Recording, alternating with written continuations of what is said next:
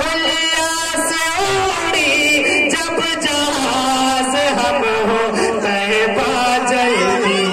मोहलिया से उड़ी जब जहाज हम हो तैबा जयती।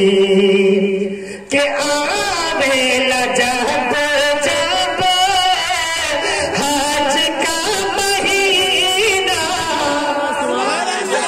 के आवेला जब जब हज का महीना, गमवा सतावे लागले हमन के सीना। तो इतना दया तू करना,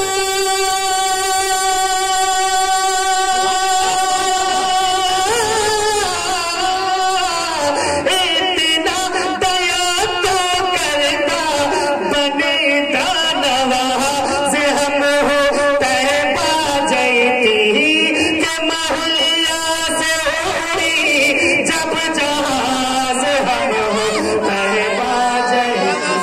मोहलिया से उड़ी जब जहाज हम हो तैबा जयती। के इतना दया तू करता, मोहला कारी साज हम हो तैबा जयती। के काठमांडू से उड़ी जब जहाज हम हो तैबा जयती। पोखरा से उड़ी जब जहाज हम हो तैबा जयती।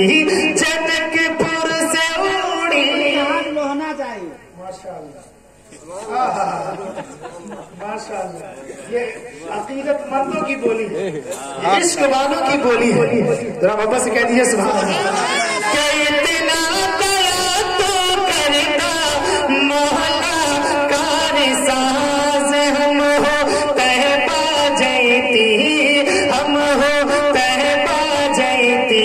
इतना दया तो करता, मोहला कारी साज हम हो लोहना जयती।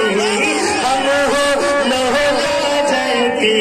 इतना दया तो करता, मोहला कारी साज हम हो लोहना जयती। कि मोहलिया से उड़ी जब जहाज हम हो लोहना नारे तकबीर, नारे रिसालत, नारे रिसालत। हुजूर शेरे नेपाल, हुजूर शमसुल औलिया, हुजूर शेरे नेपाल, राना शरीफ, राना शरीफ। नारे तकबीर। के आवेला जब जब उर्स के दीनवा, के आवेला जब जब उर्स के दीनवा, गमवा सतावे लागले हमनी के सीना। के आवेला जब जब उर्स के दीनवा, गमवा सतावे लागले, गमवा सतावे लागले हमनी के सीना। तो इतना दया तू करता,